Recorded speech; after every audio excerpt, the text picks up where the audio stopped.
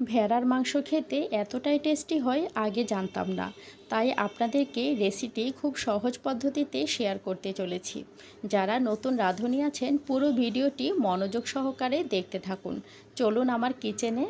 প্রথমে ভেড়ার মাংস রান্না করার জন্য পরিমাণ মতো তেল দিয়ে দিচ্ছি। এরপর তেজপাতা, দারচিনি, এলাচ আস্ত দিয়ে দেওয়ার পর 1 বাটি পরিমাণ পেঁয়াজ কুচি দিয়ে দিব।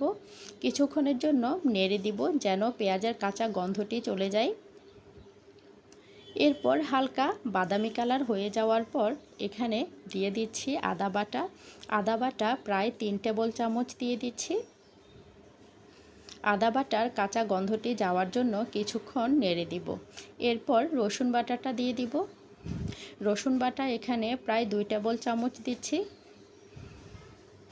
কিছুক্ষণের জন্য নেড়ে দিতে হবে যেমন আদা এবং রসুনের কাঁচা গন্ধটি চলে যাবে। এরপর বাকি মশলাগুলো অ্যাড করে দিব। এখানে লাল মরিচের গুঁড়ো দিচ্ছি প্রায় 2 চা চামচ, হলুদ গুঁড়ো 1.5 চা চামচ দিয়ে দেব। এরপর জিরা ধনিয়া গুঁড়ো একসাথেই দেওয়া আছে। জিরা ধনিয়া গুঁড়ো এখানে 2 চা চামচ দিয়ে দিচ্ছি। স্বাদ মতো লবণ দিয়ে দিতে হবে। এরপর মশলাগুলোকে তেলের মধ্যে খুব ভালো করে কষিয়ে নিতে হবে। এখানে পানি দেব না, একেবারে তেলের মধ্যেই ভালো করে কষিয়ে নেব। দেখুন তেল যখন উপরে ভেসে উঠেছে এরপর গোলমরিচ গুঁড়ো দিয়ে দিচ্ছি। গোলমরিচ গুঁড়ো এখানে প্রায় 1/2 চা চামচ দিয়েছি।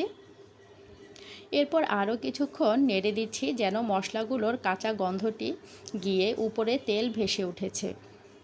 এরপর মাংসগুলো ঢেলে দিচ্ছি। মাংসগুলো ভালো করে ধুয়ে পানি ঝরিয়ে রেখেছিলাম, সবগুলোই এখানে দিয়ে মশলার সাথে খুব ভালো করে মেখে নিতে হবে। দেখুন এভাবে মশলাগুলো মিশিয়ে নেওয়া হয়ে গেছে। এবার ঢাকনা দিয়ে কিছুক্ষণ ঢেকে দিচ্ছি। এখান থেকে পানি বের হয়ে গেছে।